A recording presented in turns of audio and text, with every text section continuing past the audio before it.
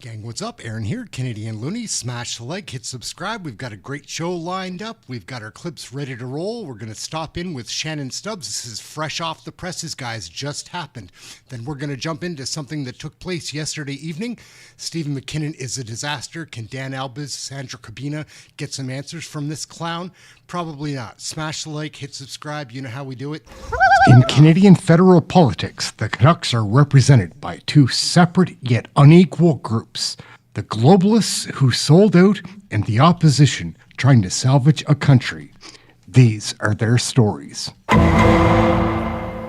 For being here today. Why don't we start off the top with a point that both of you made about the necessity of infrastructure in order to stimulate investment so that products can actually be shipped. I'd invite you both to describe the approach to energy development in Canada by this same government during the past 11 years and exactly why it is that no private sector proponents are willing to propose intergovernmental, interjurisdictional pipelines for export as two proponents did, but couldn't see the end to the end of the regulatory system. And could you please explain why the government regulatory framework is absolutely inextricably linked from a private sector proponent's determination of a business case? I can start. So you're exactly right.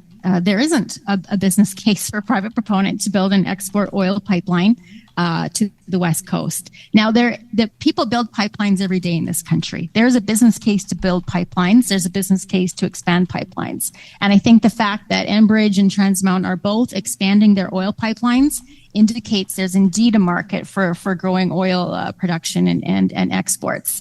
And we are building, probably likely to get FID for Prince Rupert Gas Transmission. So again, we will be building a new export pipeline. It just happens to be natural gas and totally within British Columbia, which means that it isn't under the regulation of the Canadian Energy Regulator. But for the oil pipeline, the cancellation of Northern Gateway after it had been approved when it needed a few more conditions met was absolutely the biggest red flag you could send to the international investment community and told them that Canada was not a safe jurisdiction, that it had a risk premium, and that you'd be better off putting your money anywhere else. Then Trans Mountain's ballooning of costs again, and all the legal issues that happened, the delays that were easily imposed, the blockades, all that again told capital that we are not a safe jurisdiction to put their money for an oil pipeline. And so no CEO would go to their board and say, hey, we're going to invest 20 billion, 25 billion into an oil pipeline in Canada. With, as Dan pointed out, C-48, an oil tanker ban is still in place. So who's going to, put money into a pipeline when an oil tanker is still in place? And without some assurances, some signals, BC is again signaling that they intend to use their powers to do what they can to frustrate it, even if they don't have the power to stop it. So it's very important. And we've seen this happen with LNG, where there was political alignment. You did get the political signaling from both BC and Ottawa that this was encouraged. And as a result, you're seeing progress, you're seeing construction, you will see FID. We need to see that same level of support and regulatory certainty for the oil pipeline side. And Mr. McTeague, maybe you can comment, and you can as well, Heather. There's been much talk about C5 fast tracking to build projects at speeds never seen before. And at the back of that bill, is a list of laws and regulations that therefore the Liberals admit block building because they want to create a workaround about it. But now we got a scenario where politicians are recommending to politicians projects. The government refuses to define the national interest. They've got an MOU, but actually nothing has happened at all. There will be a conditional approval probably sometime later, with major pieces still undone. Nothing at all has happened. You may want to make comments about whether or not this government is actually focusing on the fundamentals that need to be fixed for every private sector proponent, more than 60 of them stuck in front of federal regulators right now across natural resources. So if you have comments on whether or not the Liberals have actually effectively fixed the problem that they themselves have created, maybe you can comment on that.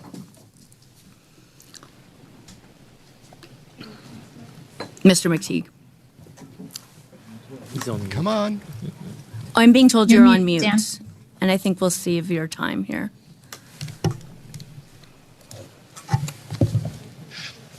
Sorry about that. Can you hear me now? Yes, no apologies. I do the same thing. I think I've put on mute, but notwithstanding, I think the mixed signals that the government has given really confuses. I don't know of any other country in the world that has the energy prowess of Canada, third, fourth largest provable reserves in the world, that is required to decarbonize before it's able to get infrastructure built or get products to market. We impose this on ourselves, and while it might be interesting and very important in certain corners, it is leaving market and capital with an absolute definable decision on Canada, which is that it's too risky. I worked with GasBuddy during the period of time which the BC government took the position of using every tool in the toolbox to block the Trans Mountain pipeline. Kinder Morgan, a company that prepared to spend the $6 billion out of its own pocket to build a pipeline we desperately needed, was chased away. And as a result, you and I wound up picking up the tab, $32 to $50 billion based on a number of estimates. The reality, I think, is that if we continue to say and condition the way in which we're prepared to build infrastructure in this country, then no one is going to be interested in doing this, save and except the Canadian government. Last time I checked, our financial situation is, to put it very bluntly, is very weak. And to suggest that somehow we should be trading away our most important, our most valuable golden goose, for what it's called, under the idea that we can't do these things, we shouldn't be doing these things, is a negative to the Canadian economy and people who are looking for work today, and governments that have a real problem with balancing their books in the way my government in the time, the 1990s, knew how to balance a book and understood very well the importance of building pipelines, building our energy infrastructure. Yes, that was the Jean-Claude St. Paul Martin government, of which I was a member. Thank you. And even though I have 97 more questions, that's time for me. So, thank you very much, Wickenden, 1969. Thank you very much. Greatly appreciated. we will move on to the next questioner, which for 6 minutes will be Mr. Hogan. He's a loser. Well, thank you very much, Madam Chair. Thanks to our witnesses as well.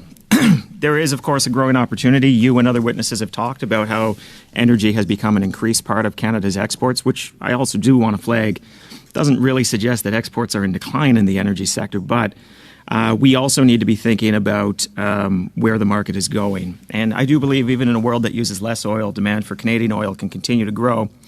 And I worked on Northern Gateway, I worked on Energy East, I worked on TMX, and I do think we need to be pretty honest with ourselves here. There are absolutely regulatory efficiencies to be found, and those need to be resolved. But there are also fundamental economic challenges. We're talking about going west over the mountains or going east over an entire country, greenfield construction. These are not the most economic solutions available to our oil and gas sector. This is a north-south continent. I mean, you see it in the pad system, you see it in existing infrastructure. Ms. Exner-Perot, you talked about tolls. It is challenging to say, go build something that's less economic and then we're going to toll you on it. So here's my quandary. Free markets are naturally going to gravitate towards that north-south market integration and that infrastructure. How do we incentivize east-west infrastructure, and how do we incentivize export infrastructure without badly distorting the market? And maybe we can start with you, Ms. Exner-Perot. Well, that's a great question. I would say that Northern Gateway was free market led, and they did make that decision. They did have a route, and it was, initially approved to go into Kitimat. So there was a private market case to build that pipeline over mountains, a few years ago. Now, and Enbridge, has said itself, they spent almost $1 billion on that. They obviously saw that there was a business case. But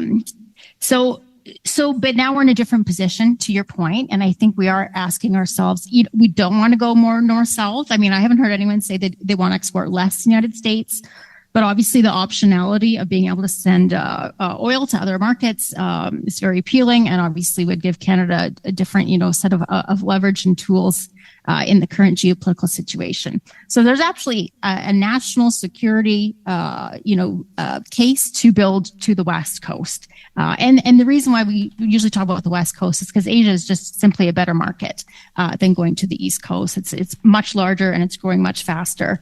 And there's more opportunity to displace existing producers. So for me, it's obvious, and it's what's happening, is that we need to de-risk it to a point where a private proponent could take it to its board and get approved, and when it gets slammed by shareholders the very next day in the markets. And so I think what Alberta's doing, acting as proponent, getting over some of the initial hurdles, getting it listed on that major projects office, getting it designated as a nation building project, are the right moves. I think Alberta could spend, a lot of the time doing some of the initial duty to consult has to be done anyways, and then waiting for the market to be ready. It's true at $61 a barrel in 2026, the market isn't looking for a 1 million barrel pipeline from Canada, but we expect in 2028, 2029, the market will be looking for those barrels after the Trans Mountain expansion is optimized and is delivering its additional barrels. And so it's very important, since our Achilles heel is long timelines, that we do as much legwork as we can as Ottawa and as Edmonton to get that pipeline in a position for a final investment decision for a private proponent to take over. Thank you.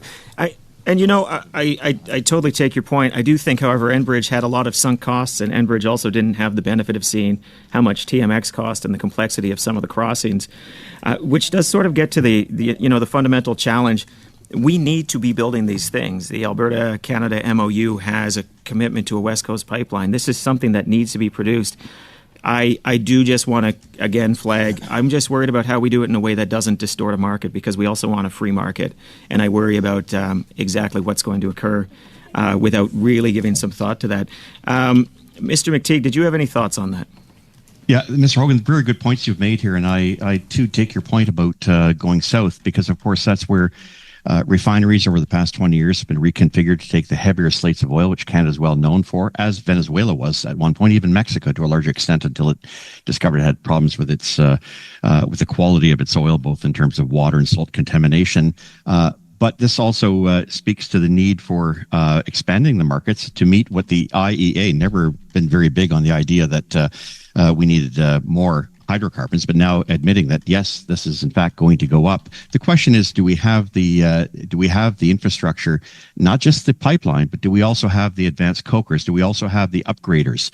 The cost that has to go into these things, more than just an MOU, which by some estimates, and I looked at the numbers earlier, costs of carbon sequestration, who's going to pay for that, as well as, of course, the actual costs of increasing the carbon consideration from $95 to $130. That could be an extra $10 a barrel, making Canadian oil less attractive from the get-go, and perhaps explaining why there hasn't been a stampede towards building any pipeline under these conditions. That is the perfect lead into my next question. So in your opening remarks, you said if we don't produce, the production will come from countries that are, quote, poorly regulated, less environmentally responsible. So I'm trying to understand regulation and environmental responsibility. Is that something that our customers are concerned about internationally? Well, I think they want the lowest price where they can get it, but they also want to make sure that it does meet the high standards. I mean, we produce a heavy slate of oil that's needed for things like diesel. The United States doesn't produce heavy oil, not to the extent that we do here in Canada. It's one of the reasons why it does import most of its imports that it does bring in. It comes from Canada, because you can't run your economy without diesel, without heavy oil. But thank you, Mr. McTeague. And I just went over so that you could answer my colleague's question. Sorry, Paulette. Well, thank you. Okay, Chair, we're getting into it's great this to be now. here, Minister. It's great. Watch this. Stephen McKinnon is, well, for lack of better words, relentless. To be joining you on this committee today. As the critic for transport for the Conservatives, my motto is have questions, we'll travel. Let's start with Minister. Section 98 of the Canada Transportation Act exists so that the agency can examine whether a proposed rail line is reasonable for the affected communities and landowners. Why does your bill eliminate this independent review entirely? Wouldn't an expedited CTA review preserve oversight without delaying the project? It would delay the project. Minister, you said in just 4 years. That's just for a small component of it. Is there any harm, Minister, in restoring even a 90-day expedited CTA review so communities can have a legal avenue to be heard? We believe this project, as the bill references, is for the general benefit of Canada. That is why we've taken the steps that you see in the bill to make sure that whether it be a major energy project, for example, a major mine, a major piece of infrastructure elsewhere in the country, we've determined that moving quickly, moving quickly on projects that have existed in the public's imagination or the public's consciousness over many, many years. It is important to accelerate these things. This is something that we thought strongly enough that we made it a major part of our platform in the last election. And with respect to high-speed rail, this is a project that, while it was announced prior to the last election, we spent a long time debating and figuring out how we could get to a decision to construct this piece of infrastructure in an accelerated time frame. And this is no one is talking about eliminating the project or patting on big, bulky consultation processes. A 90-day expedited CTA review would give it independence and give people a trusted body in which they can make those representation. Now, Minister, under your bill, a landowner can wake up to a right of first refusal or a prohibition on work notice without any warning, instantly freezing their land. Why not include a simple 120-day mandatory notice so that farmers, homeowners, and small businesses aren't ambushed by your process or lack of it? Well, let me first state that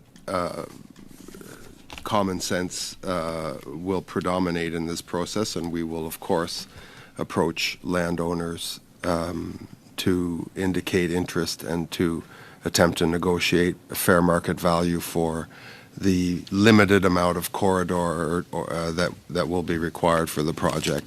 There is obviously every interest on the part of Alto and on the part of the government to have good and effective relationships with people along the route. This is a significant piece of linear infrastructure. It requires a limited corridor, but it requires a continuous corridor. And once we announce the specific corridor that has been selected, the specific alignment that has been selected, we will, of course, in all cordiality and in all willingness to negotiate, approach landowners on a no surprises basis. But, Mr. Minister, quite honestly, it doesn't say that we are going to show common sense in the legislation. It says nothing at all. In fact, you know, what is your government's objection just to giving landowners reasonable notice before Ottawa freezes their property? Again, this is a corridor, a very small 60-meter corridor. The measures that you're referring to have 120 days. Just give them the chance so that they can plan properly. Right now, the clock is on them, not on you. That's not fair. That's not property rights. A right of first refusal does not preclude someone from negotiating a purchase and sale agreement. In fact, the process for freeze on work could cause considerable problems. You said 4 years, but what if it goes longer than that, freeze Minister? on work is actually a courtesy to landowners so that they don't end up, indeed, so that they don't end up planning significant improvements. Minister, and put yourself in the shoes of someone who's worked their whole lives and they're about to make a sale, and suddenly you get a freeze on what they can do on it, and suddenly the value of that property is totally in question. Imagine if you were that person, as someone who's near retirement. Isn't that the equivalent of pulling the rug out under them and their property rights? No, the principle that, again, the very common sense principle will be one of fair market value for this limited amount of land that is required. Well, you could freeze someone up at 4 years or longer where they can't do anything. And, Minister, your bill also allows for land to be expropriated on a fast track, but it doesn't guarantee compensation based on independent appraisals or even cover landowners' own legal costs. Why not ensure compensation is based on the highest and best use value verified by 2 independent appraisers? Why not allow, again, a fair market value that is actually appraised by experts rather than what you think it is, Minister? Again, brief response, please. the first principle of fair market value is ought to be established in a very common sense conversation between Alto and the landowner, where we attempt to establish a negotiated price. A large corporation Thank you, Mr. and an Albus. individual. That Not concludes fair. the time for this. 5 minutes, please. Thank you. Madam Chair, Minister, earlier we were So we've got Albez for one more 5-minute round. Then Sandra Cabina is going to stop in. Sandra Cabina, and another 5 minutes. Then we'll hit the House of Commons floor. Talking about independent appraisals, but I'm really confused. You said earlier in response to Mr. Garon that the bill specifically protects and gives people a heads up when their land is going to be changed. Can you point to me which section? I'll ask my deputy. I don't have the exact bill at hand, but ou Monsieur Robitaille pourra. Oui, mais en fait, in Mr. the Robitaille can answer. sections that change, right? All of the other sections of the Expropriation Act remain the same. So the thing about the notice, the prior notice before expropriation starts remains, as well as the notice of expropriation after. How long is the appropriation notice or the? I will confirm the time, but it is like well in advance of expropriation. Okay. Well, I'd like to know what a number with well in advance. So, Minister, while that's being looked at, the bill essentially lets Ottawa freeze or take land, but it gives landowners no statutory right of appeal. Why would your government oppose giving Canadians a simple right to seek a review at federal court? It's in the bill. There's a possibility of appealing all of this to federal court, Okay. just like you can appeal, like any citizen can appeal any federal matter to the federal court. Okay. Well, that's an important protection for them to have. And Minister, again, what about the ability to have two independent appraisals? Don't you believe, what happens if you have a retiree who is unable to afford to get their own independent appraisal and to contest these at federal court? What happens to the cases of those people, Mr. Minister? Because your own government has said that people are experiencing a affordability crisis. Robitaille va vous pour ce qui est de l'évaluation. Yeah. So change as only specific amendments. The rest remains the same. So, landowners have the opportunity to have an independent, appraisal of their land, and that be taken care into account in the value of the land that is being purchased. So, having the ability to do so, in the case I just gave you of someone that can't afford to do so, that's not a right at all. Yeah. No, in this case, the cost of doing this work is included in a compensation that's going to be provided to landowners. Okay, so will they be given two independent assessments, or will it be also simply giving their assessed value, and then they have to contest that value at court as being the lowest that it starts at? Yeah, the way it works is the Alto gets, well, actually in this case, we need to take into account, Alto can purchase the land on a willing buyer, willing seller basis. Mm-hmm. So if we get to an expropriation, it is the Minister of PSPC that does it, right? So I just want to clarify. So the Minister of PSPC would get its own appraisal. If the landowner wants to get their own appraisal, it is possible, and that's an eligible cost, which would be the highest and best use. Yes. So they are on yes the or principle. No? It's again highest and best use. It's either one of those yes or no questions. Because when you freeze someone's land, that undermines the cost of it. Yet the principle of expropriation, it is to take into account the different use of the land. Okay, so again, the answer is no. The bill lets Ottawa also impose a right of first refusal and work prohibition notices with no expiry date, which can depress land value indefinitely, even the people around it. Why not limit these freezes to 18 months unless a judge approves an extension? Minister. The principles that you just discussed, whether it be on improvements or the right of first refusal, are in fact to allow landowners the clarity that significant improvements to the land should not be contemplated. That's, I think, a pretty easily explainable principle. There should not be, of course, construction on an identified piece of a corridor of linear infrastructure. In terms of the right of first refusal, that does not prevent a landowner from entering into a purchase and sale agreement. It just allows the government to match. Minister, again, if you've frozen the use of something and there is no defined timeline, like 18 months, You said right away that this is 4 years just for the first Just remember, phase. to put This it in could be- context, this is after a specific piece of land, a 60-meter wide corridor, has been identified already as being part of the recommended alignment. Minister, Thank I you, know you want to Minister. minimize Thank it, you, but Mr. Elvis. again, That concludes the 18 time that we months have. at We're very. going to I'm just move to- just going to finish No, my no, words Mr. here. Elvis, your time is up. I just want to say, Mr. Minister, it's Sawatsky, important for can people we to please have know Mr. 18 Elvis's months. mic? His time is up. Thank you. Mr. Sawatsky Go Albus. for 5 minutes. Thank you, Madam Chair. Thank you for being here, Minister.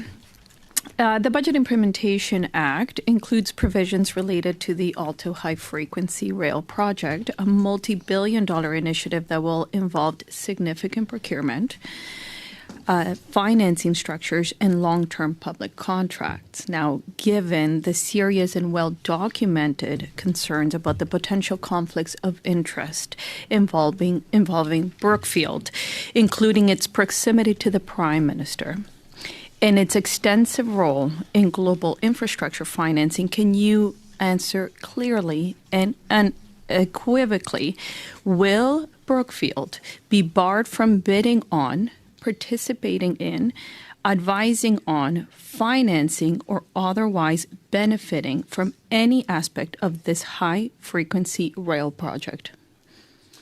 What I can tell you is that a private consortium, led by a Canadian pension fund, is the private sector partner. They have a number of other affiliated companies, many world-leading, most of them owned by Canadians, including Air Canada and many, many others. And that is the private sector entity that we have chosen to accompany the Crown Corporation that's developing this project. But given the serious concerns about Brookfield specifically, can you please confirm clearly whether they will be involved or not? I have no idea whether Brookfield will be. So you're involved. not preventing it from being involved, given the potential conflicts of interest here. So they could technically I have no knowledge of be that. able to participate. I think that question is purely hypothetical. No, it's actually quite simple. Will they be able to participate and benefit from this project or not? Based on the way that you have structured it. The way we have structured it is with a private sector consortium led by a Canadian pension fund. Yeah, but it is Brookfield who has a potential conflict of interest, very clearly documented. It is not just another private sector company. Will they be able to participate or not? There is currently no involvement by Brookfield in this project. But they could be involved. Well, yes, but Joe's Plumbing, who lives on my street, could also be involved. So the answer is yes, they could be involved. There's nothing there. Okay. So the other question that I have is, in this bill C-15, there is a provision that would grant ministers sweeping new powers to exempt any entity, corporation, or individual from almost any federal law, with the exception of the criminal code. Why did you feel that that was needed? I don't know what law what law you're referring to. So it's Section 208 of Division 5, Part 5, where it is allowing any minister to exempt any entity from any provision of any law for which the minister is responsible for a period of up to 3 years, with the exception of the criminal code. Yeah, that's the law that we both voted for. It's C5. It's the Building Canada Act. So this was included in the Budget Implementation Act. This was not included when the budget was presented in November. It was not debated exclusively, separately. It is here. So why do you feel that you and the other ministers around you, as well as the Prime Minister, need the power to exempt anybody from any federal law except for the criminal code?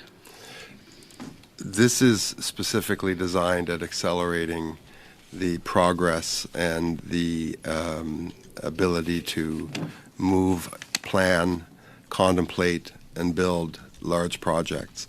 do recognize that now individuals or corporations are not going to have any interest in changing law. They will just lobby you personally because you have that power. We had an open process in terms of procuring the partnership that I referred to earlier. It's called Cadence. That followed all of the openness and transparency requirements that are established in Canadian law. We are not proposing here significant modification of applicable law in respect to acquisition of property. you, We are proposing to shorten it, though. Thank you, Minister. Thank you, Ms. Kobina. That concludes the time. All right, gang, so we're going to cross over to question period now. I think we can find something to watch here. Let's get this up. And we're off. It always kicks off with the Liberal, though, doesn't it? Smash the like, hit subscribe. We're heading straight to the House of Commons floor. Our assistance also guarantees that children, and especially girls, have universal access to basic education. World, more important than ever, our government is committed to working with our civil society partners to build a strong and prosperous Canada. We know that when we work together, Canadians will deliver for the world. Hear, hear. By investing in overseas development assistance, our government is implementing a pragmatic approach. The honourable member for Kamloops, Thompson Nicola. Mr. Speaker, with profound sadness, I offer my sincere condolences on the passing of 3 junior hockey players from the Southern Alberta Mustangs. To the families, teammates, and coaches in Stavely, Alberta, who cared for Caden Fine of Alabama and Kamloops' own J.J. Wright and Cameron Casorso, you are on our thoughts as you grieve this heartbreaking loss. Kamloops Minor Hockey had the honor of watching J.J. and Cameron grow up playing in the organization for 14 and 13 years, respectively. Many in the Kamloops community knew these players as teammates and friends. The pain of this tragedy will be felt for a long time, and the memory of these young lives will remain with us always. Gone from our sight, but never from our hearts. Thank you.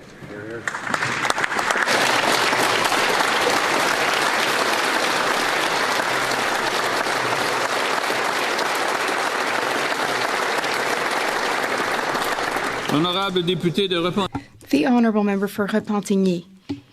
Mr. Speaker, today I would like to highlight the phenomenal rise of a Repentigny resident who is redefining the limits of what we believe is possible, Thomas Fafard.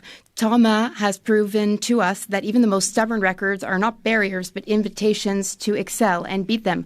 On January 14th, Mr. Speaker, during his very first marathon, he broke Alain Bordelot's 40-year-old record. He has set a Quebec record. He did more than just set a new time, though. He made history, too.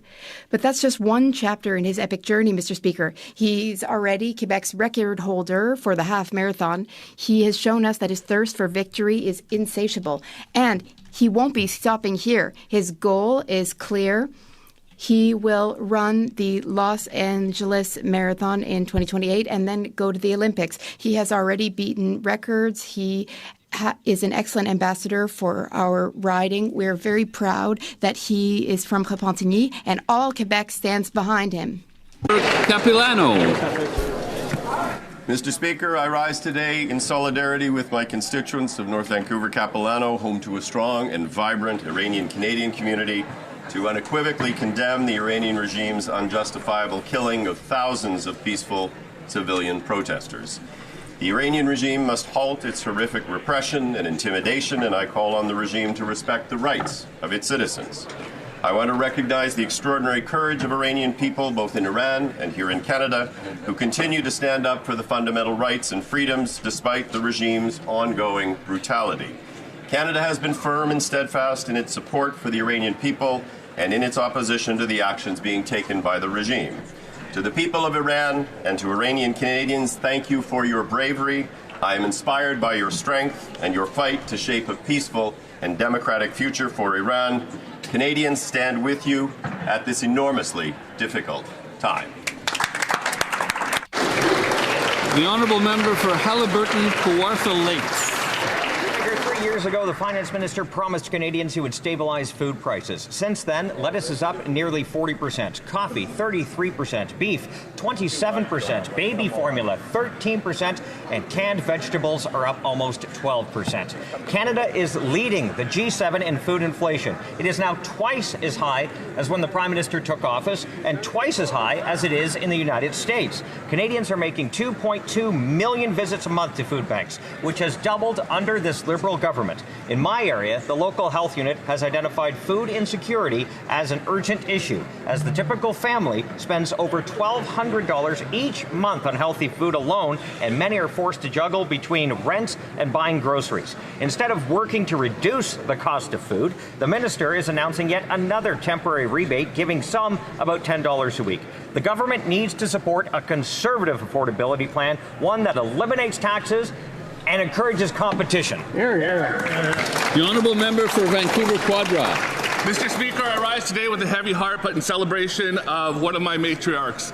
Barbara Mary Charles passed away at the age of 96 last year, better known to thousands as Auntie Mary. She grew up as a Tsleil-Waututh member, went to Catholic day school for much of her youth, and at 17 she got married and married into Musqueam.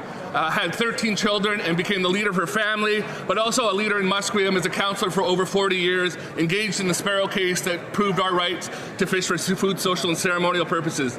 After her time as a councillor, she began as a cultural ambassador for Musqueam, welcoming dignitaries, royalty, celebrities, and even politicians. In fact, the Minister of Housing and Infrastructure once called her his rock. So as we move forward, I want to raise my hands to my aunt and end this speech with the way she would end it for everybody in this house by saying, may your days be filled with joy, may your successes be frequent, may you find peace and comfort, and may your hearts always know how special you all are. Haitzab Kasiyam Messiah.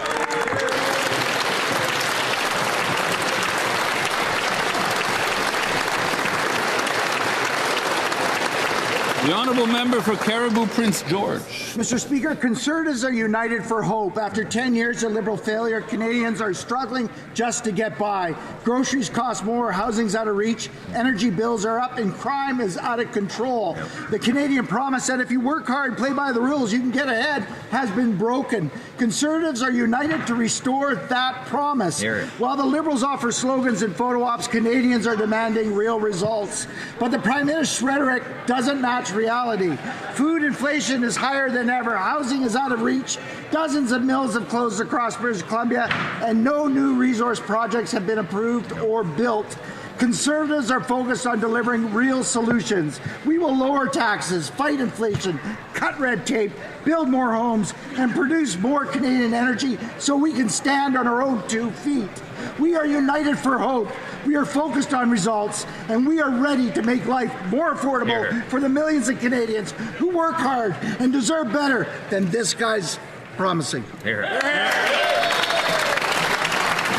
Smash the like button. It's not referring to this guy, I hope. Not referring to this guy. Oh, we should go through the chair. L'honorable député de Terrebonne. The honourable member for Terrebonne. Mr. Speaker, Black History Month is celebrating its 30th anniversary in Canada. 30 years to honour stories which, for too long, were ignored. Let's honour the excellence of Black people across generations, from the country's builders to its visionaries. We pay tribute to those who worked to build Canada, workers who built solid communities, those who fought for justice, artists, educators, innovators, and entrepreneurs who paved the way. I'd also like to pay tribute to the members of Nova Scotia's Black community whose courage paved the way for freedom, respect, and dignity in Canada.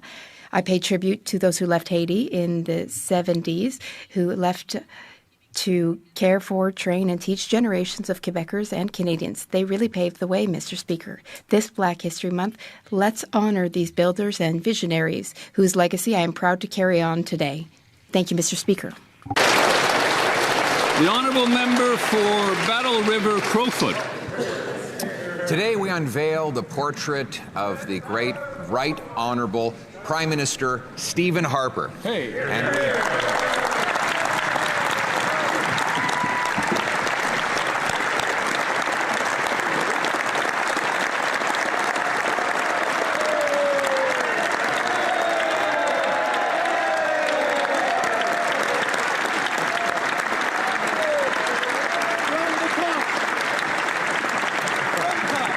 the top, Mr. Speaker. He reminds us of better days. This Prime Minister led Canada's economy through the great global recession with the smallest deficit, the shortest recession, the fastest recovery, and the best balance sheet. He would then go on to successfully lead us through 2 wars, one in Afghanistan against the Taliban and then against ISIS. He also passed laws that kept our streets safe and expanded opportunity for Canadians. The cost of a home was an almost laughable $450,000 and rent was only $900. We look back on his many successes, not just in nostalgia, but with hope, because it's been done before, it can be done again.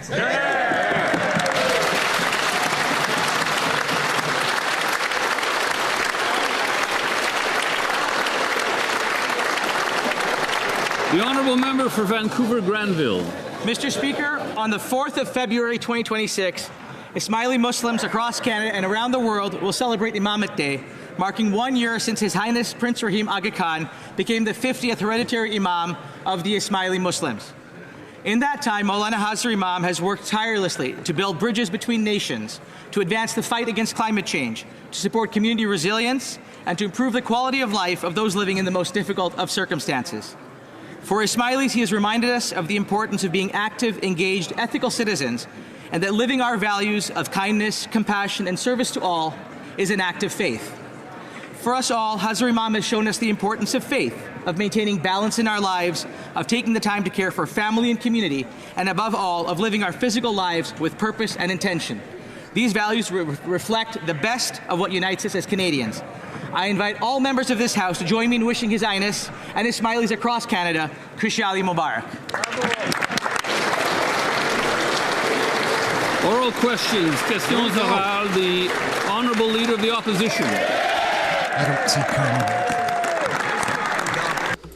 Mr. Speaker, Canadians deserve hope. The hope of a full fridge as well as a full bank account. The Prime Minister told us that he would be judged on the basis of the cost of groceries. Since then, costs have increased higher here than in any other country of the G7. My theory is that the taxes on farm equipment, fertilizers, and the entire supply chain that are responsible for this. That's my theory. That's why we have the highest food inflation in the G7. What is his theory? The Right Honourable Prime Minister. Mr. Speaker, the Leader of the Opposition's theory is false. It is false. The industrial carbon tax does not have an effect on groceries, according to the Canadian Climate Institute. Their assessment is that it stands at 0. There is no tax on packaging in there. It's the impact of the Canadian currency and American tariffs. Oh, there he is. Opposition. Ça marche pas. That doesn't add up because all other countries in the G7 pay tariffs too. All the other G7 countries also face climate change effects, but they have less food inflation. Their consumers are not seeing these hikes that we are seeing here. We have the worst food inflation in the entire G7. The Prime Minister is not explaining the cause for this. I say it's the taxes, these inflationary deficits that he's imposing. Will he work with us to do away with these taxes and make groceries affordable? The Right Honourable Prime Minister.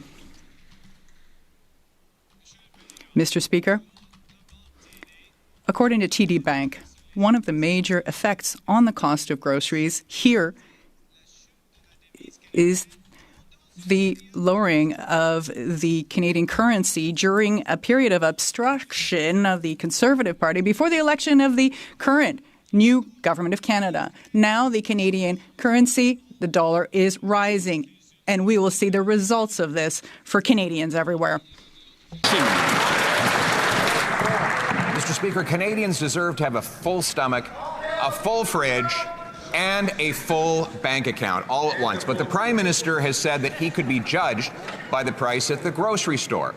Since that time, food inflation has doubled. and grocery prices are rising faster in Canada than any other country in the G7. My theory is that his taxes, his carbon taxes on farm equipment, fertilizer, food processors, his new tax on diesel and gas is the cause. That's my theory. What's his? Hear, hear. The Right Honourable Prime Minister. Mr. Speaker, the impact of the industrial carbon tax on food prices is, as estimated by the Canadian Climate Institute, approximately zero. The impact of the fuel charge, which exempts diesel, which exempts gasoline, which exempts Carney's a prick. Fertilizer, which exempts food processors, is de minimis. What it does do, the fuel charge, though, is support the people of the farmers of Battle River, Crowfoot, supports canola production, it supports biofuels, it supports our future. Hear, hear. The Honourable Leader of the Opposition.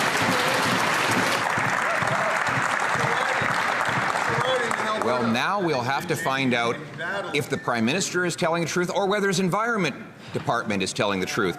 Their document shows that he says it doesn't apply to gasoline. According to his own Environment Department, it applies to both diesel and gasoline, 7 cents a litre this year, and yes, it does apply on farmers, fishers, and others. But regardless, we have the highest food inflation in the G7. I've given my theory on why, under his leadership, Canadians are paying more faster than anyone else. What is his theory for his terrible record on food inflation? The Right Honourable Prime Minister. Mr. Speaker, I know the Leader of the Opposition is just visiting his riding. But he would spend more time... He's so obnoxious. Like, that's funny, right?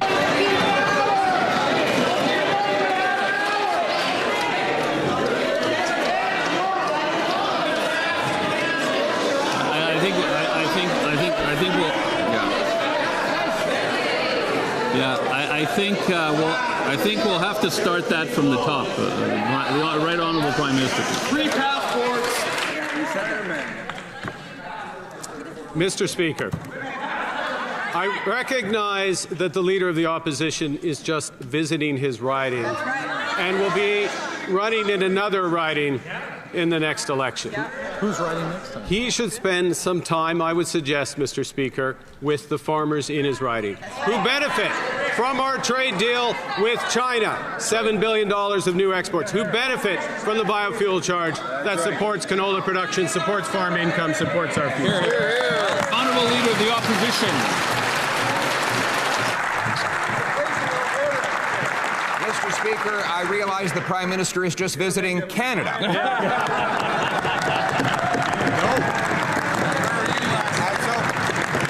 I welcome him. Let's go to my ride. Let's go to Drumheller. Let's go to Camrose. Let's go to Consort, and let's ask them if they believe that when you charge a 7 cent a litre tax on diesel and on gasoline to grow and ship food, when you tax fertilizer and farm equipment, whether that gets passed on in the highest grocery prices in the G7. Is he ready to make that trip and talk about that tax? The Right Honourable Prime Minister. Mr. Speaker, I am always pleased to go back to my home province of Alberta. Hear, hear. I am always pleased to go back to Drumheller, to Consort, home of the great Katie Lang, I might add, Mr. Speaker. I am always supporting Canadian farmers, as this government does, with new markets, with support for biofuels, with exemptions from the federal fuel charge, with exemptions from the industrial carbon tax, because we believe in Canada. Hear, hear. The Honourable Leader of the Opposition. Mr. Speaker, the original question was what is his theory on why Canada, after a year of his leadership, has the highest food inflation in the G7. Why is it that single mom, seniors, and small businesses are seeing grocery prices rise faster here in Canada under his leadership after he promised to stabilize them than people in any other G7 country? I've offered my theory that it is his many taxes on farmers, fishers, food processing, and fertilizer. So once again, if it's not all of his taxes on food production that's giving us the worst record, then what is? The Right Honourable Prime Minister. Mr. Speaker, one of the impacts, according to TD Bank, on food prices is the fall in the Canadian dollar caused by the obstructionism of the members opposite before this government came in place. What this government is giving Canadians is certainty with the groceries and essential benefit. $1,800 for a family of two, providing the support Canadians need, the boost now, the bridge to a brighter future with building Canada strong. Hear, hear. The Honourable Member for Belleuil-Chambly. Mr. Speaker, allow me to start by expressing my respect to Prime Minister Harper, who is actually led the thought process for both the opposition leader and the leader of the government. I'd like to hear the Prime Minister's understanding, given his long notions of history, regarding what happened in Mirabel when the airport was built there and the expropriation of so many people. The Right Honourable Prime Minister. Mr. Speaker, I wish to express my respect to the great Prime Minister that is in the gallery. It would be my honour to unveil his portrait in a few hours.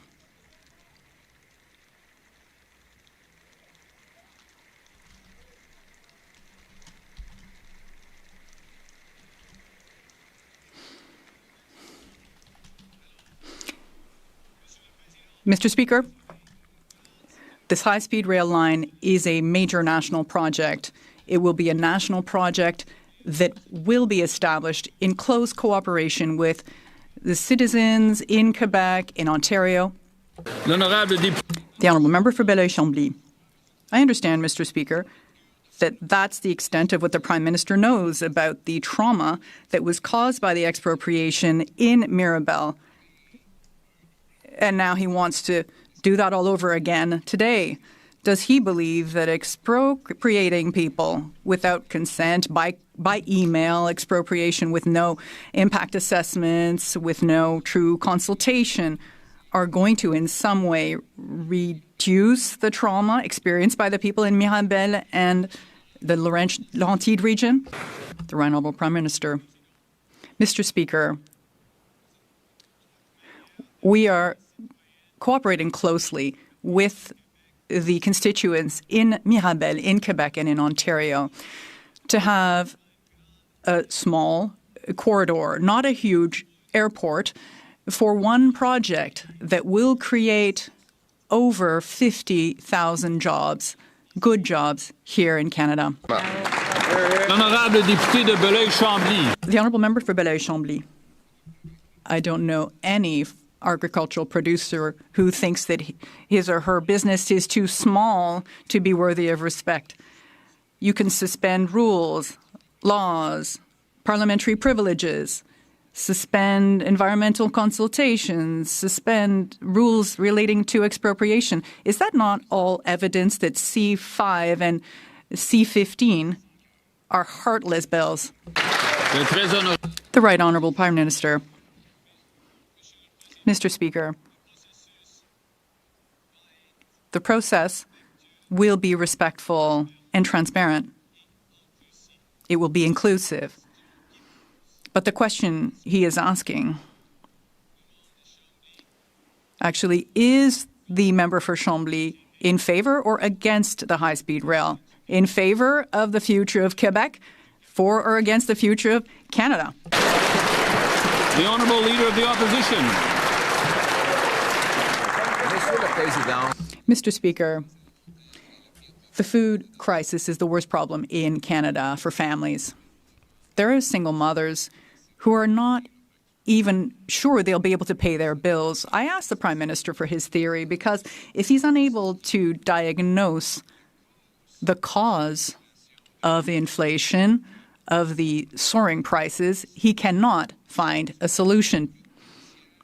The Bank of Canada is saying that 2/3 of the increases are due to domestic issues. I'm going to give him another opportunity as a great economist to explain what is the cause for the worst food inflation in Canada.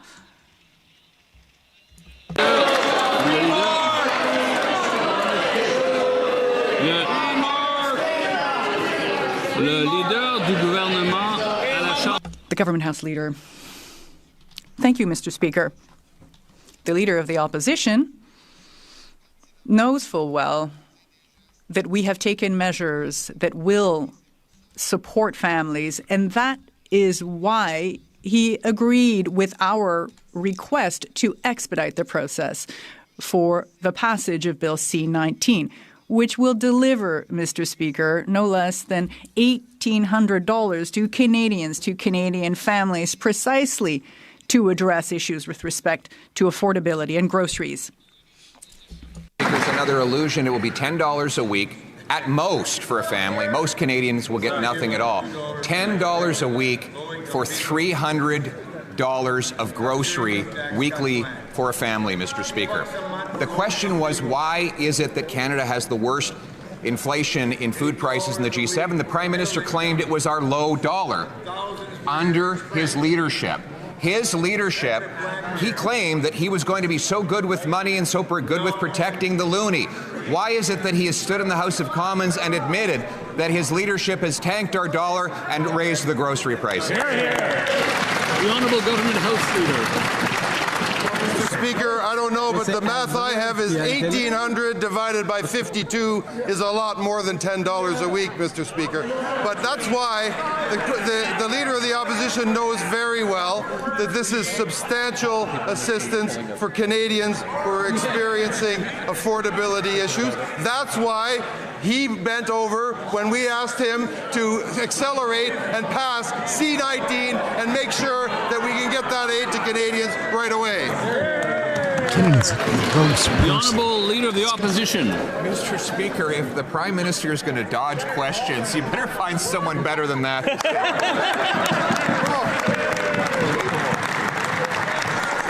We've said that we would work with the government to save the people that the Prime Minister has priced out of groceries. And if that $10 a week might make the difference for a very small number of people, you can bet we'll work hard to do it. We're willing to put differences aside because Canadians are suffering the worst inflation in food prices in the G7. So will he put differences aside and agree to remove all the Liberal taxes at the grocery store so Canadians can afford to eat comfortably again? The Honourable Minister of Jobs and Families. All we hear from the opposition are imaginary taxes that they believe in some. I can't hear anything, because there's too much noise. So, okay, that's better. The Honourable Minister of Jobs and Families.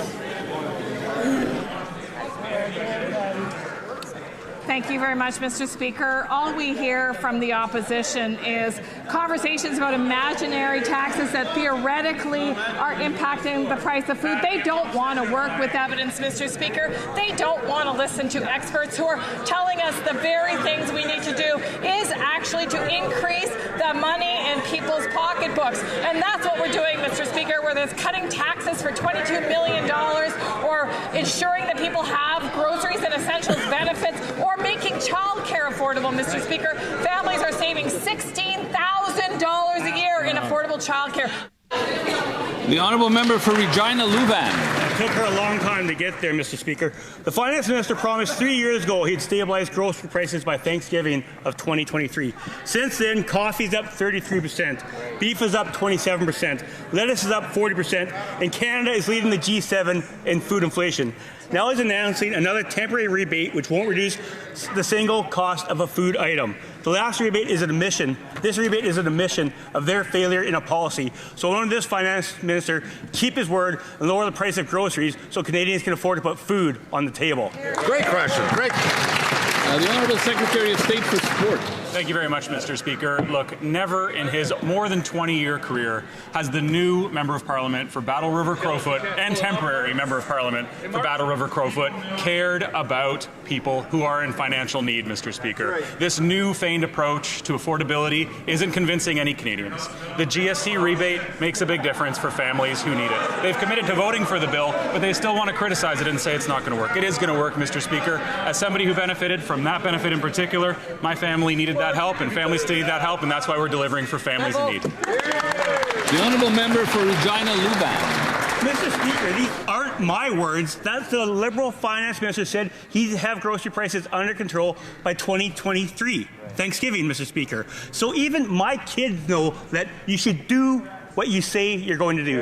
Why can't this finance minister figure it out? It's time for them to make sure that Canadians can afford to put food on the table. So when will he keep his word to Canadians so they can afford to feed their families? Great question. Great. The Honourable Parliamentary Secretary. Up until recently, Mr. Speaker, the Conservatives have been frequently quoting Food Banks Canada. They've stopped, and I wonder why. I wonder if it's because the organization has suggested a recommendation, a key recommendation that this government is now fulfilling. That is the groceries and essentials benefit. Almost $1,900 for a family of four, Mr. Speaker. What about other supports that they're against? $10 a day child care, the permanency of the National School Food Program, Mr. Speaker, the Canada Child Benefit sustained for middle-income and low-income families. That's what this government is about. That's what we will fulfill for this country. The Honourable Member for Hastings, Lennox and Addington, Tyendinaga. Since 2023, this very finance minister promised to stabilize food prices. Instead, Canadians continue to face out-of-control grocery costs, something anyone who shops in our communities sees every single day. A temporary rebate will not fix the root cause: poor economic policy. The last time rebates were used, Canada ended up with the highest food inflation in the G7. So why now should Canadians trust this finance minister to actually lower grocery prices? The Honourable Secretary of State for Seniors. You know, it's funny, Mr. Speaker. On the one hand, they chide the groceries and essentials benefit. On the other hand, they're upset that it's not for everyone. I remember when I was Minister of Service Alberta and I had my new baby, and I suddenly started getting these child care benefit checks that I didn't need. But families that did need the money weren't getting as much. We are ensuring that the families that need the money are getting the money they need. Families like the families in Esquimalt, Saanich, Sooke, single seniors who are going to get an extra $950 a year to help pay for toilet paper and lettuce and coffee. Those are the families that need this money.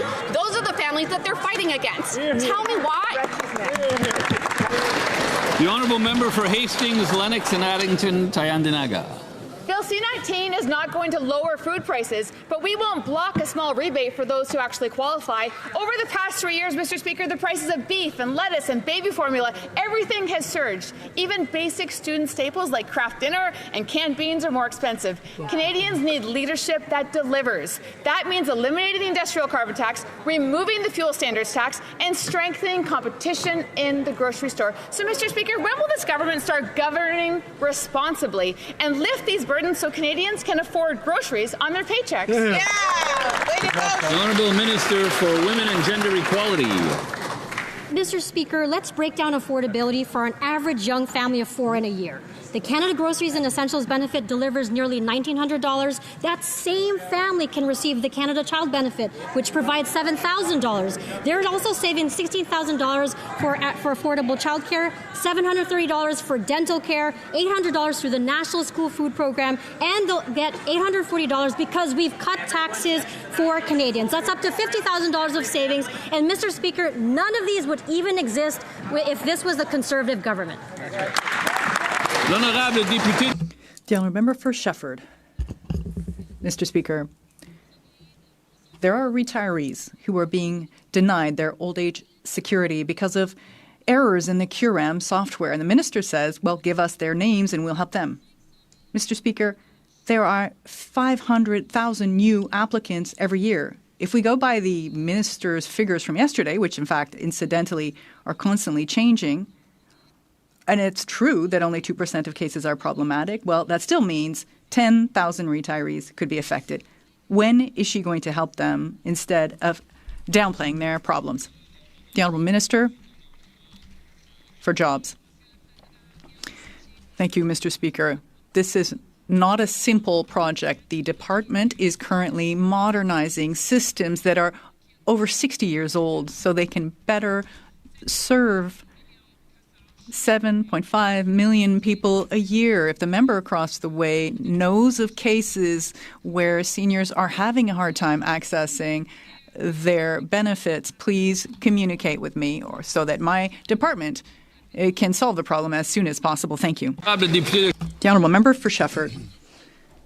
Mr. Speaker, well, at first, there were no problems with pensions at the start. They said that, it was a fear-mongering campaign. The following week, they were talking about 30 or so cases, 0.2% of files. Now, yesterday, they were saying 2% of claimants. That would be 10,000 cases. And the Liberals are still saying, or giving the impression, that it's not serious. This government is so used to providing poor service to people that 10,000 retirees with no pension check, it's just not that serious. Why is there nothing serious with this government? Honourable Secretary of State for Seniors. One senior not getting a check is already too many. More than 90% of claimants have received their benefits without delay. The department is working hard to deliver, and we are continuing to improve the process for the delivery of these benefits. McMurray Cold Lake. 3 years ago, the finance minister promised Canadians he would stabilize food prices. Yet, Canada now leads the G7 in food inflation. The price of lettuce is up nearly 40%, coffee up 33%, beef up 27%, and baby formula up 13%. Their solution? A temporary rebate, not addressing the root cause of why food inflation is so much higher here, and nor will it bring down the cost of any of the food. Why should Canadians trust that his new program will help them when the last led to the highest food inflation in the G7? The Honourable Minister for Women and Gender Equality. Mr. Speaker, speaking of affordability, I know how it feels to pay over $2,000 a month on childcare when I was raising my 2 young kids. Good news, Mr. Speaker. Today, families are saving over $16,000 per year thanks to our affordable childcare that our government put in place. Our national early learning and childcare is also about giving families more choice. Mr. Speaker, this is empowering parents, especially mothers, who can choose to go to work, who can choose to run their business. This is helping them contribute to our economy and building our Canada strong. Honourable Member for Fort McMurray Cold Lake. The problem is their solutions, their programs, they're just not working. They're making it so that 1 in 3 kids is in the line at the food bank. 700,000 children accessing a food bank every single month. Food inflation is twice as high since when the Prime Minister took office a year ago, and twice as high as what we see in the United States. The question is simple. Will they just listen to Conservatives, steal our idea, and support our motion to introduce a food affordability plan, eliminating the industrial carbon tax, eliminating the fuel standards tax, and increase competition amongst grocery stores? The Honourable Minister of Jobs and Families. Mr. Speaker, they'd have to have some good ideas for us to steal them. So we're always interested in good ideas on this side of the House. But, the member Fort McMurray Cold Lake just said that nothing's working in her province. Well, let me tell you that the National School Food Program is feeding 58,000 children in her province. In fact, parents in her province are saving up to $13,700 per child, Mr. Speaker, per year through early learning and childcare, and there's been 46,000 spaces created since 2021. So clearly, the member hasn't spoken to the families in her riding. The Honourable Member for Sarnia, Lambton, Bikejwanong. Mr. Speaker, the Liberals promised stable food prices, but Canadians got the opposite. Lettuce is up 40%, coffee 33%, beef 27%, and Canada now leads the G7 in food inflation, which has doubled under this government and is twice the U.S. rate. The Liberal Grocery Summit didn't work. The rebates won't cut prices. Their taxes drive costs up, and 2.2 million Canadians are relying on food banks. So will they support our food affordability plan to scrap the industrial carbon tax, the fuel standards tax, and boost competition? The Honourable Minister of Veterans Affairs. Mr. Speaker, I'm confused and concerned by the member's question. I'm confused why the question isn't about last week's important announcement. Right. I'm concerned that they're missing details of Canada's groceries and essentials benefit. It's a 25% increase to the GST tax credit for 5 years, a one-time payment equivalent to 50% this year, and it's $500 million to address supply chain disruptions and keep prices down.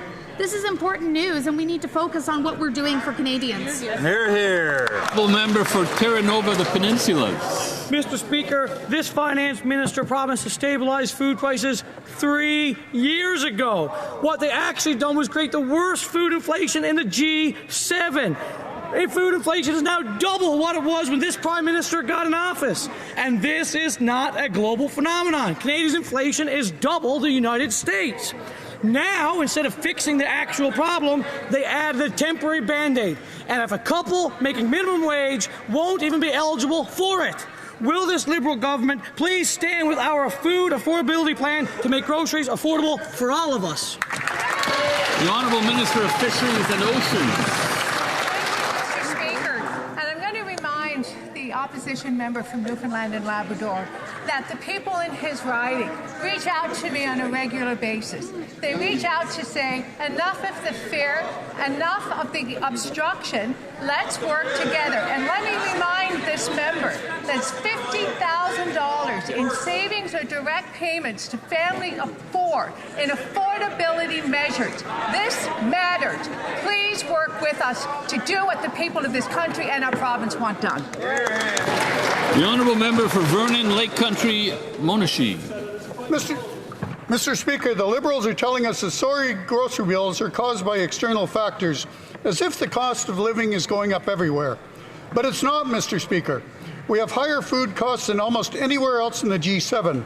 Meanwhile, this government piles on carbon taxes and red tape that make it more expensive to grow, transport, and sell food. Let's be honest, these handouts are an admission of failure, a small Band-Aid for large self-inflicted wounds. When will the government stop blaming others and start scrapping the policies that are driving food inflation at the checkout?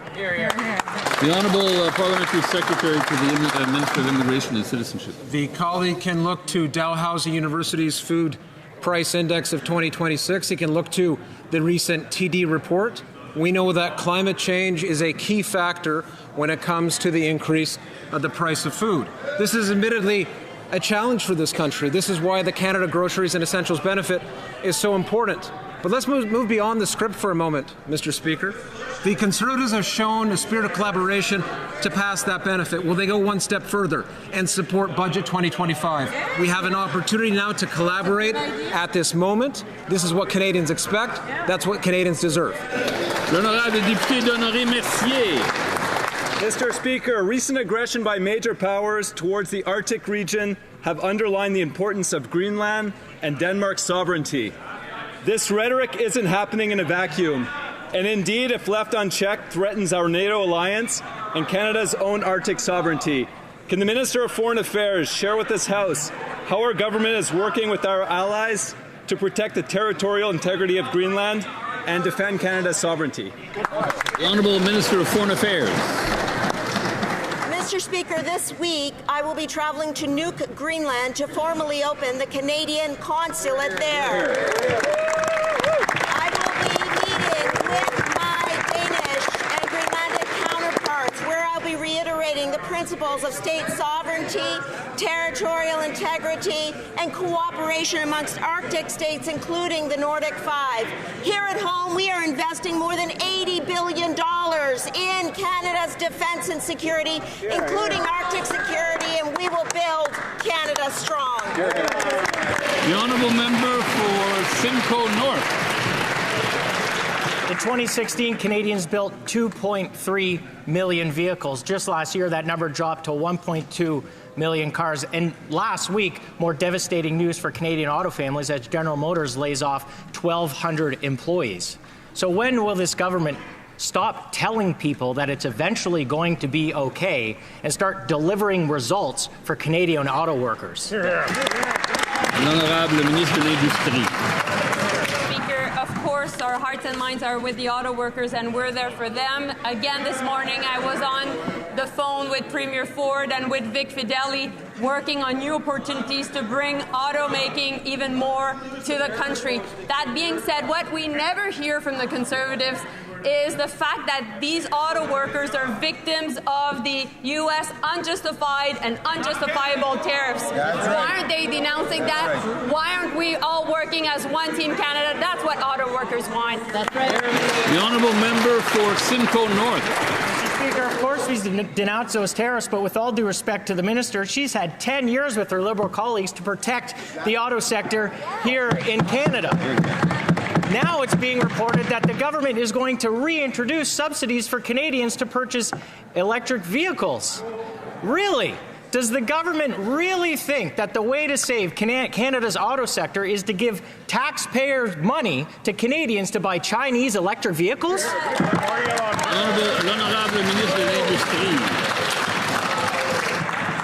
Mr. Speaker, what is clear from this government is that notwithstanding the U.S. tariffs, we were able, after 10 years of creating 3,000 new jobs at the Windsor Nexstar plant, battery plant, which the Conservatives are against. Why being against 3,000 jobs in Windsor? And we were able also to create 4,000 jobs in St. Thomas in a Conservative riding. Why are they against it?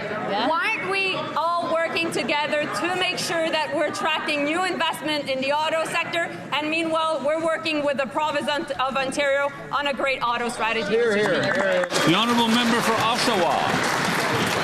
In 2016, Canada assembled 2.3 million cars. By 2025, that number has collapsed to 1.2 million.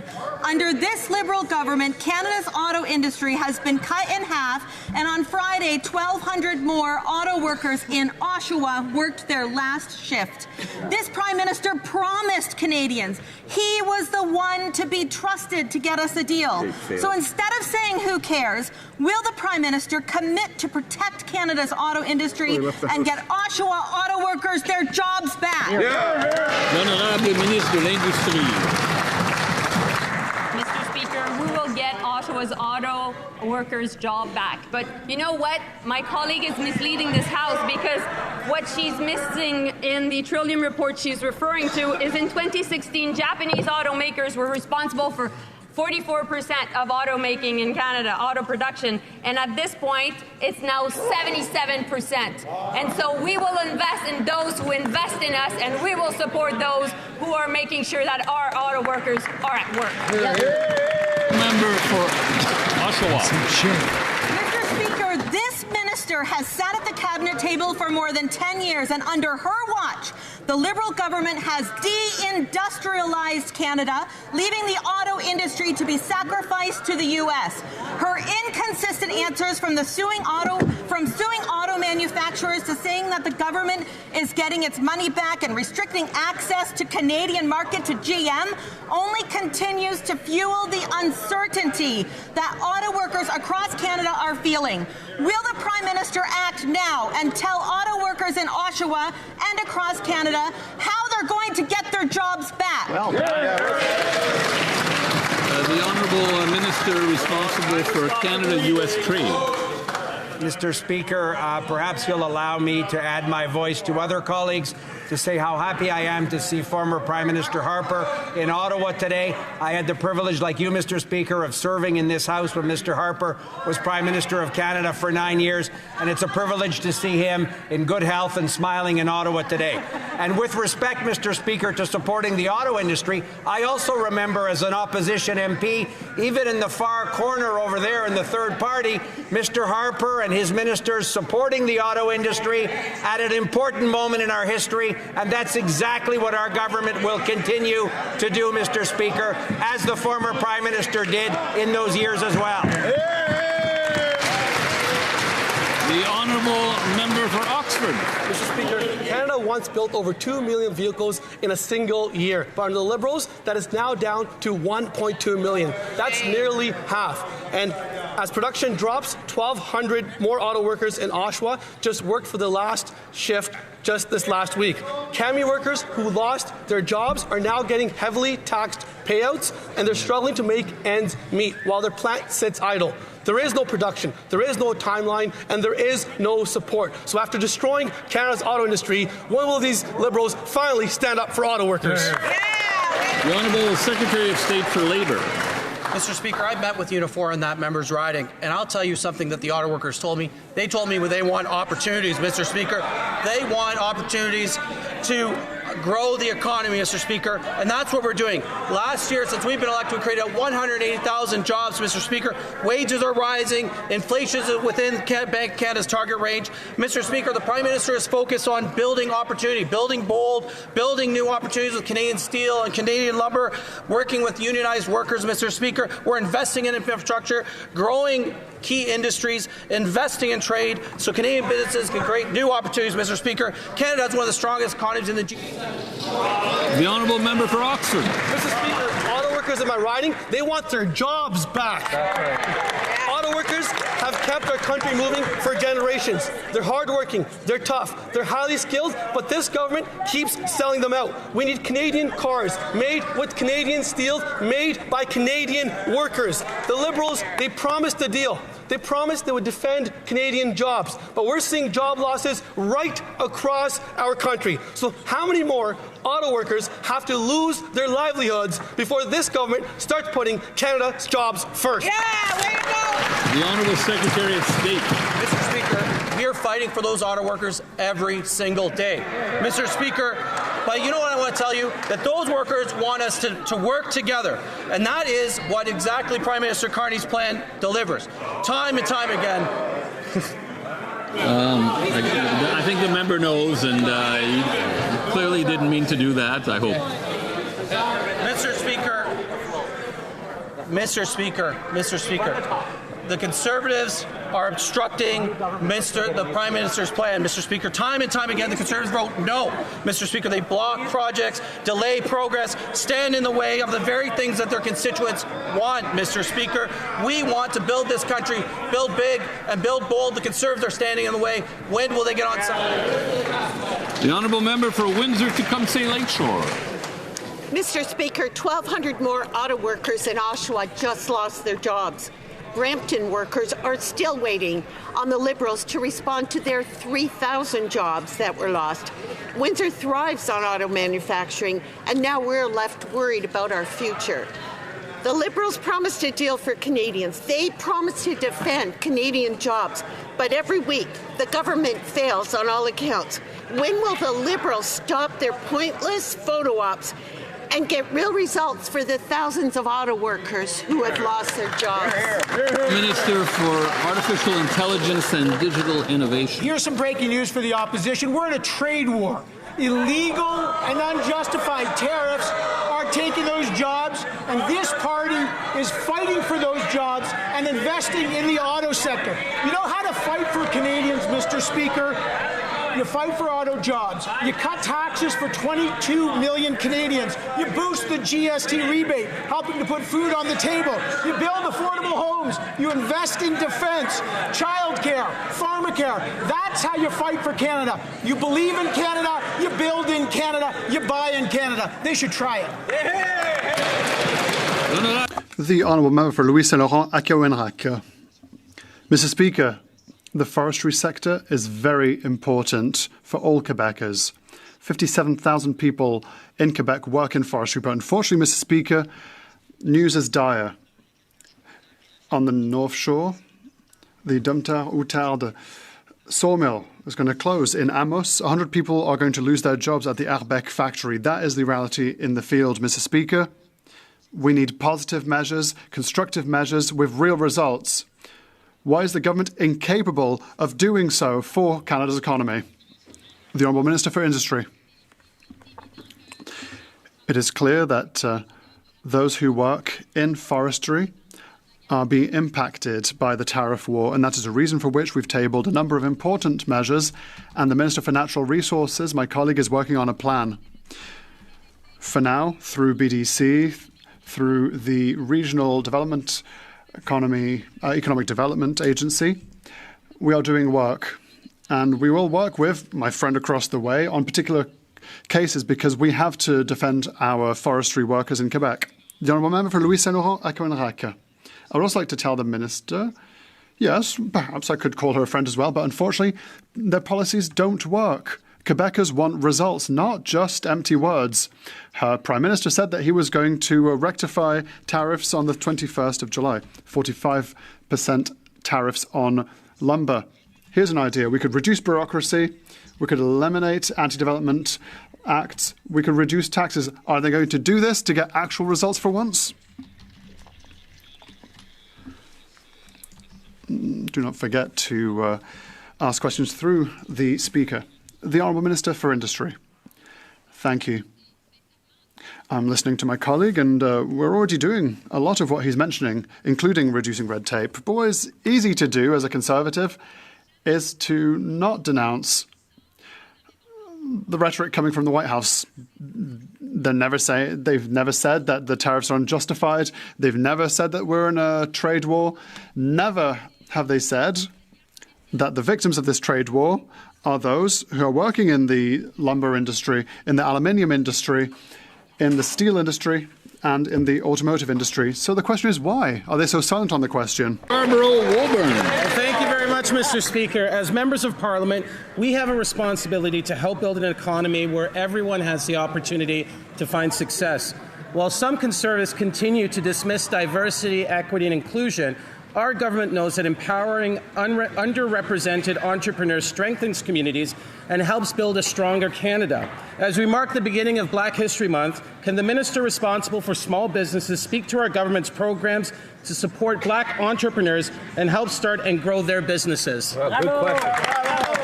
Honourable Minister.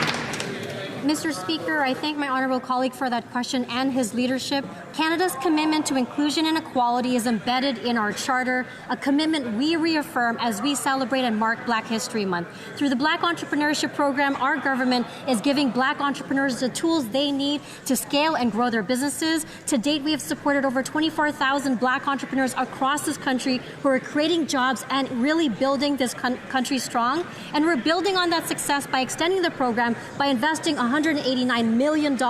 So while the Conservatives question the value of inclusion, we will unite and empower all Canadians. The Honourable Member for Calgary-Nose Hill. Mr. Speaker, the Liberals issued millions of temporary resident permits in the last 5 years. The result?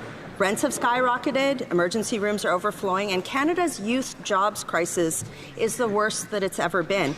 1.5 million temporary residents had their permits expire last year, and that's more than the entire population of Calgary. So a simple question, can the Minister of Immigration tell the House how many of these folks have actually left the country as the law requires them to do? The Honourable Minister of Immigration, Refugees and Citizenship. Thank you very much, Mr. Speaker. Canadians gave this government a clear mandate to bring sustainability to our immigration system. Right. We've been clear we are reducing the temporary resident population. Our student numbers are down, our worker number are down. The temporary resident population fell by 176,000, and our asylum numbers are down by a third. We will stick to our targets. We will enforce our rules so that immigration system works for Canadians, for newcomers, and for our businesses. Thank you, Mr. Speaker. Member for Calgary-Nose Hill. I had a sneaking suspicion she wouldn't answer that one because she actually boasted in the Canadian press that they brought in millions of temporary residents with no way to track if they would leave. Worse, the minister has signed off on bringing hundreds of thousands of more temporary residents this year without knowing if they will leave. At the end of this year, 3 million temporary residents will have had their visas expire. That's roughly the population of Toronto. If the minister has no idea if millions of temporary residents have left, why is she still issuing new permits? The Honourable Minister. Mr. Speaker, again, for the member's benefit, Canadians gave this government a clear mandate to bring immigration to sustainable numbers. That is exactly what we're doing. In the Globe and Mail, January 15, great article in there. TD stats show as well that the rent is decreasing, housing starts are up. There's been economic economic recovery. We're bringing more population to our rural communities through our rural immigration pilot, as well as the Francophone immigration. We are here to strengthen our communities, bring labour gaps, and fill those when needed. Thank you. The honourable member for Calgary Nose Hill. Mr. Speaker, I'd like you to kind of visualize the math lady gif for a moment, because last year the Liberals only removed 22,000 people who had no legal reason to be in Canada. So millions minus 22,000 is still what? Millions! I'll ask again. If the minister has no idea if millions of temporary residents have left and has no plan to remove them, why is she still issuing new permits? I didn't know there was going to be a test today. The honourable minister. Monsieur le Président, comme j'ai dit, notre mandat. As I said, our mandate is clear. Canadians gave us a clear mandate. We are working to re-establish a firm immigration system. Recent data has shown that the population has gone down. Temporary numbers have gone down by 116,000. During the fall period, we're continuing to strengthen our economy to work for all Canadians and all businesses. Thank you, Mr. Speaker. Guelph. Mr. Speaker, every year, International Development Week is a time to recognize Canada's contribution to sustainable, inclusive development around the world. Tomorrow, the University of Guelph will welcome the International Fund for Agricultural Development and Farm Radio International to advance linkages between Canada's farm competitiveness and global rural transformation. As we mark this year's International Development Week, can the Secretary of State describe how Canada's efforts are delivering results for partner countries and why that matters to Canadians? The Honourable Secretary of State for International Development. This year's theme for International Development Week is Prosperity Through Partnership. Mr. Speaker, Canadians are strong when we work together and work with others. And while our development efforts are grounded in fighting poverty and advancing inclusive growth, they can also lay the groundwork for long-term mutual prosperity. I saw this myself in Indonesia, where decades of development cooperation have helped cut poverty by half, while paving the path to a new trade agreement that will benefit Canadians and Indonesians alike. Mr. Speaker, this is how we create opportunity, by building prosperity through partnership. Honourable member for Selkirk Interlake Eastman. Mr. Speaker, these Liberals are shamefully increasing the rent and other charges on our soldiers, sailors, and air crew. With one hand, they promised a pay raise, but with the other, they're clawing it back with rent hikes and a new post-living differential. Often our troops are ending with less take-home pay than they made before. The Defence Committee recommended the rent increase be reversed, but the Minister of National Defence said no. When will the Liberals start clawing back the hard-earned pay of our troops and reverse this unfair and unnecessary rent hike? The Honourable Minister of National Defence. Mr. Speaker, we are consumed with rebuilding, rearming, rebooting our Canadian Armed Forces. We're building thousands of new homes. We are retrofitting thousands of existing units. Everyone in this House knows it's time for us to invest properly in our Canadian Armed Forces members, which is exactly what we're doing. Just for example, recently, Mr. Speaker, we acquired a 37-unit apartment building in BC as a result of an acquisition. We're making others around the country. As we build that portfolio of housing, Mr. Speaker, we will be bringing the cost down. Thank you. The Honourable Member for Rougemont-la-Petite-Patrie. Mr. Speaker, the need for nutrition, education, healthcare and equal rights, especially for women, has never been so acute anywhere in the world. And Donald Trump has decided to abolish his international aid agency.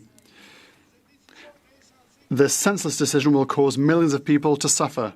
And what are the Liberals doing? They're doing the same thing. They're cutting funding. This is a cruel decision that will have a real impact and will increase instability and insecurity.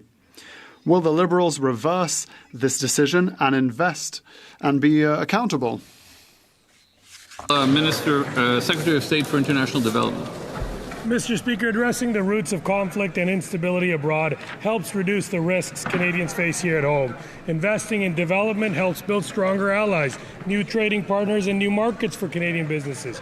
Our government is making generational investments to strengthen the Canadian economy, help Canadians get ahead, and build a more resilient future for our country.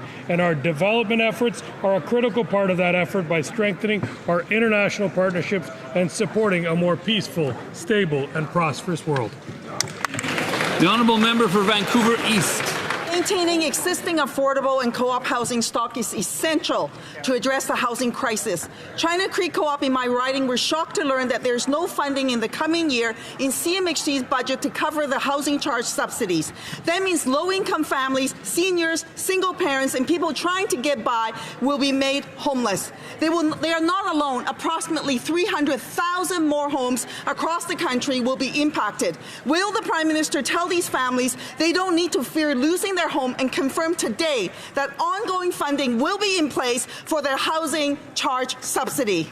The Honourable Minister for Housing and Infrastructure. Thank you, Mr. Speaker, and I'd like to thank the member for her question and her concern about the challenges for co-op housing. Co-op housing is really at the key priority within Build Canada Homes, and we will ensure that a significant portion of the Build Canada Homes funding will be targeted for stabilizing and investing in new co-op housing. As someone who has co-op housing in my riding, the most in BC, I obviously want to make sure my constituents and those in her constituency and co-ops across the country feel the strong support of this government. We're focused on delivering for co-ops. Je voudrais signaler aux députés la présence. In the galleries today, I would like to inform members that the Right Honourable Stephen Harper is here today. We'll check it out. Is here today on the occasion of the unveiling of his official portrait.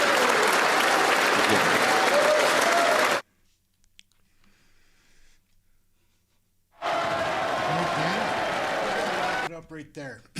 Aaron, Canadian Looney, smash the like, hit subscribe. I'd like to thank everybody for tuning in. If you're new to the channel, we're here every day covering Question Period. We do an interesting pre-show with some clips from some things that have happened earlier in the day, and then we slip over to Question Period. I know that people are going to come and feel like, oh, Question Period's on now. I know when Question Period's on. I don't need help there. Anyhow, I'd like to thank everybody so much for watching. We had a friend in from the UK that is noticing some similarities. Yeah, we've got the Westminster system here as well. It's a mess. Anyhow, thank you all so much for watching. We're going to get out of here. Aaron, Canadian Looney, like, share, subscribe. We'll be back tomorrow with more Canadian federal politics here from the House of Commons. That is it. What will it bring? Who knows? That's it. Check out some other videos that'll be floating around here tonight. That's it. Smash the like, hit subscribe. We bring you Question Period every day. There's your reason for subscribing. Thank you all so much. We're out. Ciao for now. Have a good evening.